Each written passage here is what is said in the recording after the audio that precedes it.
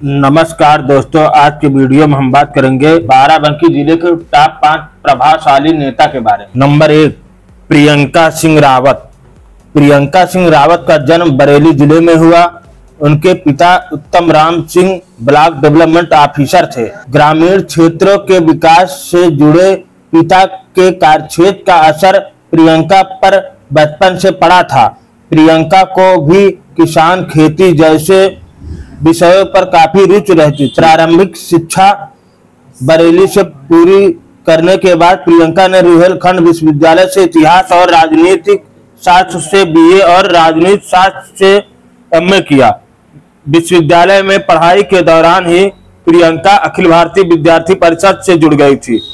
वर्ष 2007 में राजनीतिक शास्त्र से एमए करने के साथ ही प्रियंका ने रुहेलखंड विश्वविद्यालय से मास कम्युनिकेशन जर्नलिज्म का कोर्स किया। इसी वर्ष प्रियंका का विवाह इंडियन रेवेन्यू सर्विस IRS के अधिकारी और गोंडा जिले के रहने वाले रघुनाथ सिंह के साथ हुआ।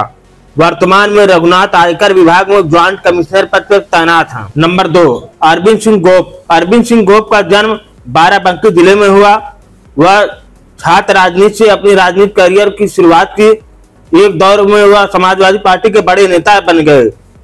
कई बार विधायक और मंत्री रहे। अरविंद सिंह गोप लखनऊ विश्वविद्यालय से राजनीतिक करियर की शुरुआत किया। अरविंद गोप लखनऊ यूनिवर्सिटी के महामंत्री और अध्यक्ष रहे। फिर मुलायम सिंह यादव के साथ जुड़े। मुलायम सिंह यादव ने अरविंद सिंह गोप को तत्कालीन मुख्यमंत्री और देश के मौजूदा रक्षा मंत्री राजनाथ सिंह के खिलाफ टिकट देकर हैदरगढ़ से चुनाव लड़वाया। गोप इस चुनाव तो जीते नहीं, लेकिन दूसरे नंबर पर रहकर अपनी धाक जमा दी। अपने काम करने के अंदाज से पार्टी समेत पूरे प्रदेश में चर्चा में आ गए। साल भर बाद इसी सीट पर दोबारा उपचुनाव हुए, जिसमें उन्हें समाजवादी पार्टी ने दोबारा उन्हें टिकट दिया, जिसमें अरविंद सिंह गोप जीत गए और प्रदेश सरकार में लोक निर्माण विभाग जैसे बड़े विभाग में राज्यमंत्री बने। इसके बाद अरविंद सिंह गोप फिर 2007 में हैदरगढ़ सीट से विधायक बने। इसके बाद अरविंद सिंह गोप ने सीट बदली। 2012 में अरविंद सिंह गोप रामनगर सीट से चुनाव लड़े और जीते। इसके बाद अखिलेश सरकार में अरविंद सिंह गोप मंत्री बने। वर्ष 2017 में अरविंद सिंह गोप रामनगर सीट से चुनाव हार गए। इसके बाद भी अरविंद सिंह गोप लगातार रामनगर सीट पर एक्टिव रहे, लेकिन 2022 की विधानसभा चुनाव में सीट बदल गया। उन्हें हार का सामना करना पड़ा। वह दरियाबाद विधानसभा सीट से चुनाव लड़े थे। नंबर 3, राजीव सिंह। राजीव सिंह का जन्म हड़हार राज परिवार में हुआ था। हड़हार राज घराने के राजा राजीव कुमार सिंह ने अपना राजनीतिक सफर 1985 में निर्दलीय प्रत्याशी के रूप में चुनाव लड़कर शुरू किया। 1989 में कांग्रेस के प्रत्याशी बनकर राजा राजीव सिंह ने जीत दर्ज की। वर्ष 1996 में राजा राजीव कुमार सिंह भाजपा प्रत्याशी के रूप में जीते।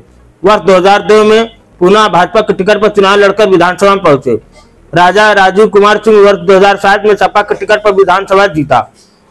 वर्ष 2012 के चुनाव में सपा के उम्मीदवार के रूप में राजा राजीव सिंह ने जीत दर्ज की और अखिलेश मंत्रिमंडल का हिस्सा बने। लेकिन वर्ष 2017 के चुनाव में भाजपा की लहर में वह सतीश चंद्र शर्मा से चुनाव हार गए थे। अधिक उम्र और बीमारी के कारण वह सपा से वर्ष 2022 के विधानसभा चुनाव में अपने बेटा रिंकू सिंह को दरियाबाद से टिकट मांग रहे थे। कई महीनों वह क्षेत्र पर प्रचार किए, लेकिन अचानक सपा मुखिया द्वारा दरियाबाद से उनके बेटे के स्थान पर अरविंद सिंह गोप को सपा का उम्मीदवार घोषित कर दिया था।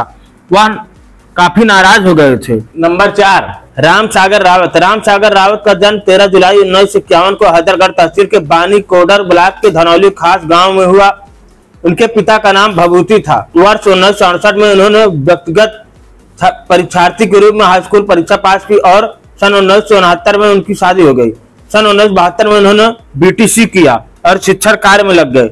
अध्यापन कार्य करते हुए उन्होंने राजनीति में कदम रखा और जनता पार्टी से जुड़ गए। वर्ष 1977 के चुनाव में सिद्धौर विधानसभा सीट से जनता पार्टी के टिकट पर वह पहली बार विधायक चुने गए। सन 1980 में वे एक बार फिर सिद्धौर से विधायक बने। इसके बाद उन्होंने लोकदल का दामन पकड़ लिया और लोकदल के टिकट पर सन 1986 में एक बार फिर विधायक बने। 1984 में राम सागर पहली बार लोकदल से लोकसभा का चुनाव लड़े, लेकिन हार गए। सन 1989 में हुए आम चुनाव में वे जनता दल से पहली बार सांसद बने। सन 1991 में जनता पार्टी के प्रत्याशी के रूप में राम सागर एक बार फिर से सांसद बने। सन 1998 में राम सागर ने समाजवादी पार्टी से चुनाव लड़ा और जीते। सन 1998 में हुए उपचुनाव में समीकरण गड़बड़ाया तो चुनाव हार गए, लेकिन उन्होंने वर्ष 1999 में स्थिति मजबूत की और एक बार फिर सांसद बनकर दिल्ली पहुंच गए।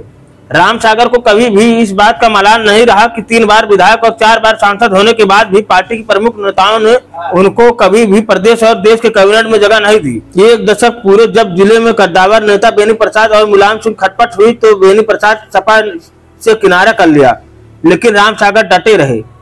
लोगों को लगा था कि शायद राम सागर बेनी प्रसाद के साथ चले जाएंगे, लेकिन ऐसा नहीं हुआ।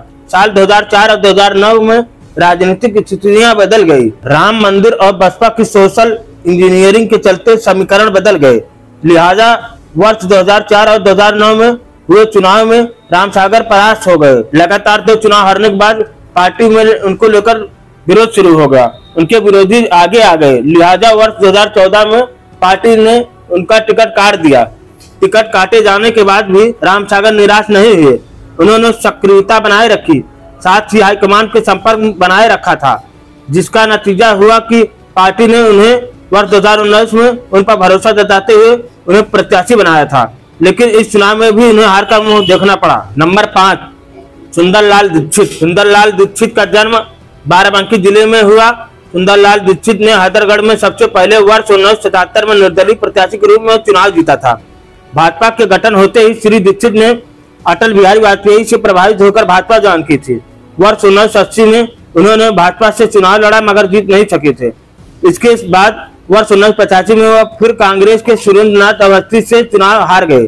वर्ष 1989 में उन्होंने भाजपा प्रत्याशी के रूप में कांग्रेस के सुरेंद्र नाथ को हराया था। वर्ष 1991 में वह फिर सुरेंद्र नाथ से चुनाव हार गए। वर्ष 1993 में सुंदरलाल दीक्षित पुनः चुनाव जीतकर विधायक बने। वर्ष 1996 में वह चुनाव फिर हार गए। वर्ष 2002 में कांग्रेस के विधायक सुरेंद्र नाथ अवस्थी ने सीट छोड़ दी, राजनाथ सिंह चुनाव जीते थे। वर्ष 2007 में सुंदरलाल दीक्षित सपा के अरविंद सिंह घोष से चुनाव हार गए। वर्ष 2012 में पार्टी ने उन्हें टिकट नहीं दिया, उसके बाद उनकी राजनीतिक पारी लगभग खत्म सी हो गई। चुनाव भले ही उन्होंने उसके बाद नहीं लड़ा हो, मगर हैदरगढ़ की सक्रिय राजनीति में उनकी हिस्सेदारी कभी कम नहीं हुई। बेबाक टिप्पणी सच के लिए अपनों से लड़ जाना उनके अखंड मिजाज की पहचान थी।